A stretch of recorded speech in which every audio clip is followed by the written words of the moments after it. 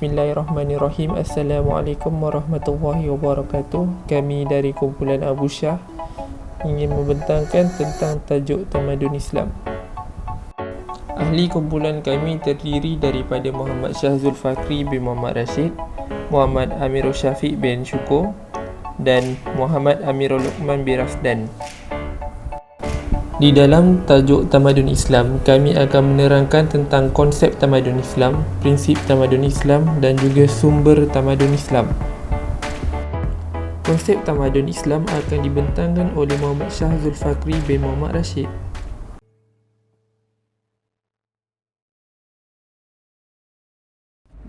Dengan ini saya akan mulakan dengan konsep tamadun Islam.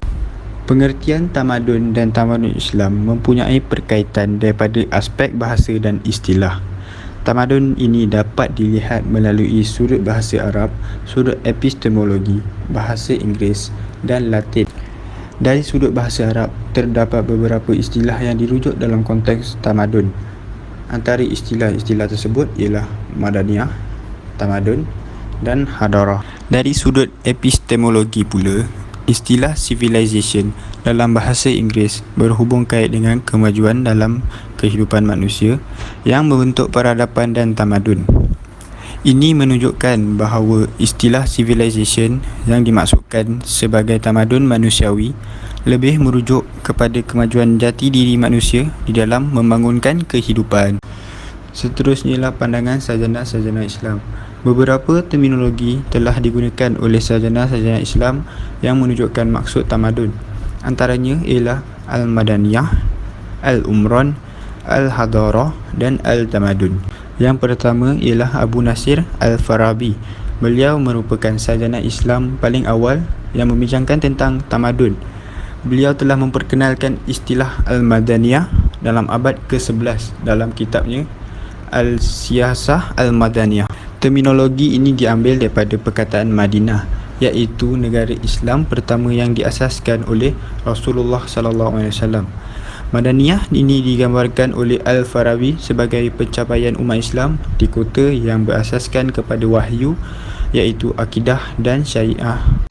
Yang kedua ialah Abdul Al-Rahman Abu Zaid Ibn Khaldun.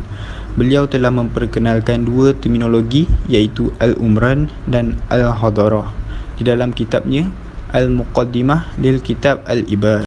Al-Umran yang berasal daripada perkataan Imr yang bermaksud bangunan dan perkataan Umur yang bermaksud memanjangkan umur, iaitu menggambarkan manusia mengembangkan hidup.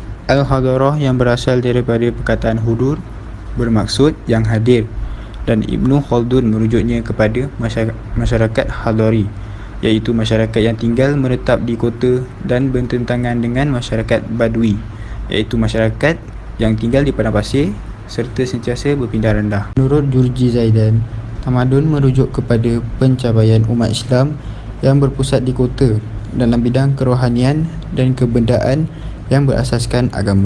Akhir sekali ialah Profesor Dr. Syed Muhammad Naqib Al-Attas di dalam bukunya yang bertajuk Islam Faham Agama dan Akhlak. Beliau turut menggunakan istilah tamadun dan mengaitkan istilah tamadun itu dengan perkataan din yang akhirnya melahirkan perkataan tamadun. Tamadun itu merujuk kepada keadaan kehalusan insan yang telah mencapai taraf kehalusan tata susila dan kebudayaan yang luhur bagi seluruh masyarakat. Prinsip tamadun Islam akan dibentangkan oleh Muhammad Amirul Syafiq bin Syukur. Prinsip tamadun Islam. Islam ialah agama yang lengkap dan jelas. Ajarannya menjadi pedoman dan panduan penganutnya dalam semua aspek kehidupan. Oleh itu, dalam pembinaan tamadun, Islam telah menjadikan prinsipnya yang amat jelas untuk dituruti oleh semua penganutnya agar mereka tidak tersasar daripada matlamat asal penciptanya. Terdapat 3 prinsip tamadun Islam. Pertama, keimanan dan pengabdian diri kepada Allah. Kedua, benar dan amanah. Ketiga, adil dan saksama.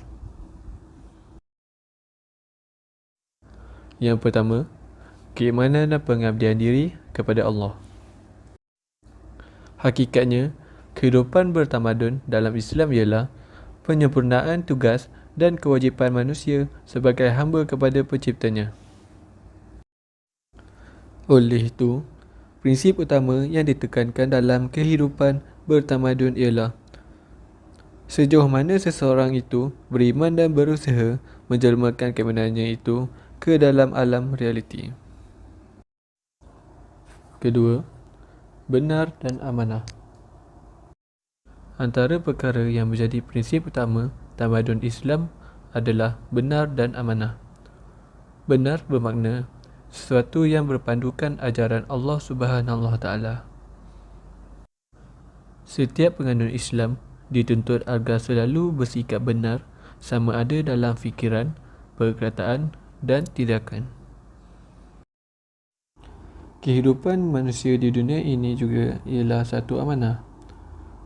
Tugas utamanya adalah untuk beribadat kepada Allah Subhanahu Wa Taala. Oleh itu, dalam membina kehidupan di dunia, manusia tidak boleh lari daripada amanah yang telah dipertanggungjawabkan itu. Yang ketiga, adil dan saksama. Adil bermaksud meletakkan segala sesuatu sesuai pada tempatnya. Setiap orang perlu sedar bahawa mereka dipertanggungjawabkan oleh Allah Subhanahu Wa Taala di akhirat kelak terhadap apa-apa sahaja yang dilakukan mereka di dunia ini. Oleh itu, manusia diperintahkan supaya sentiasa berlaku adil dalam setiap tindakannya. Kesimpulannya, setiap masyarakat perlu menerapkan prinsip tamadun Islam ini supaya dapat memperkukuhkan tamadun serta dapat meningkatkan kemajuan negara dengan sistematik dan harmoni. Terima kasih kepada Syafiq di atas perbentangannya sebentar tadi. Sekarang saya akan membentangkan tentang sumber-sumber tamadun Islam. Sumber-sumber tamadun Islam. Tamadun Islam terbina atas asas pengabdian diri kepada Allah Subhanahu Wa Taala sebagai sebuah tamadun yang dibina berasaskan nilai-nilai pengabdian diri dan ketakwaan. Maka, sumber utama tamadun Islam ialah wahyu Allah sendiri iaitu Al-Quran dan juga Sunnah. Selain itu, ijtihad juga diiktiraf sebagai salah satu sumber tamadun Islam. Sumber-sumber tamadun Islam terbahagi kepada 4 bahagian. Yang pertama Al-Quran, yang kedua Sunnah ataupun hadis, yang ketiga ijtihad, yang keempat tamadun dan budaya-budaya lain. Sumber tamadun Islam yang pertama iaitu sumber dari Al-Quran. Al-Quran ialah kalam ataupun perkataan Allah Subhanahu Wa Taala yang diturunkan kepada Nabi Muhammad melalui perantaraan malaikat Jibril dengan menggunakan bahasa Arab. Di dalam Al-Quran terkandung syariat Islam yang merangkumi konsep ketuhanan, perundangan ilmu pengetahuan, persoalan-persoalan gaib dan lain-lain. Al-Quran ialah mukjizat terbesar Rasulullah dan merupakan sumber utama yang mencetuskan kelahiran tamadun Islam. Sumber kedua tamadun Islam ialah sumber dari sunnah ataupun hadis. Sunnah ataupun al-sunnah atau hadis ialah perkara yang meliputi perkataan, perbuatan dan sifat kepribadian Nabi Muhammad SAW. Peranan utama sunnah ialah sebagai pentafsir Al-Quran serta menjelaskan perkara yang tidak disentuh secara langsung dalam Al-Quran. Kita boleh ambil contoh dari perjalanan hidup Rasulullah SAW. Dari segi tutur kata bicara baginda, pribadinya yang unggul, akhlaknya yang terpuji, serta baginda telah mendapat gelaran Al-Amin yang bermaksud orang yang dipercayai. Itu sudah cukup bukti praktikal sebuah tamadun yang unggul dan model terbaik dalam tamadun Islam. Sumber tamadun Islam yang ketiga iaitu sumber dari ijtihad. Selain dari Al-Quran dan Sunnah, syariat Islam juga mengiktiraf ijtima' para ulama' mujtahidin sebagai salah satu cara atau sumber dalam menyelesaikan permasalahan semasa ummah sekiranya perkara-perkara tersebut tidak disentuh dalam Al-Quran maupun Sunnah. Umumnya, Para ulama mujtahidin yang seperti yang kita ketahui adalah mereka yang benar-benar menguasai bahasa Arab, memahami dan mendalami ilmu-ilmu yang berkaitan dengan Al-Quran, memahami ilmu hadis, memahami kaedah-kaedah istinbat iaitu pengambilan hukum dan ilmu-ilmu lain yang berkaitan. Sumber tamadun Islam yang keempat ialah tamadun dan budaya lain.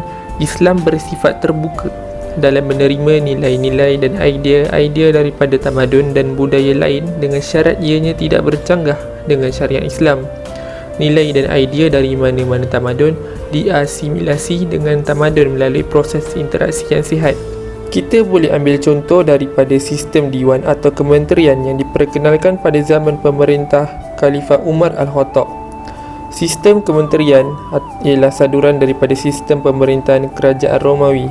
Sistem ini telah dilakukan penambahbaikan dan diberikan roh Islami yang mana bersesuaian dengan syariat Islam. Kaitan sumber tamadun Islam dengan isu-isu semasa. Sumber tamadun Islam seperti Al-Quran dan Al-Sunnah merupakan panduan utama umat Islam dari dulu hingga kini. Selain itu, peranan para ijtima' ulama mujtahidin dalam menetapkan fatwa-fatwa yang berkaitan seperti isu pengharaman rokok di dalam Islam dan juga pengharaman pengambilan dadah yang berdasarkan Al-Quran dan Al-Sunnah menunjukkan sumbangan sumber tamadun Islam dalam menjawab persoalan berkaitan isu-isu semasa terhadap pengharaman perkara tersebut.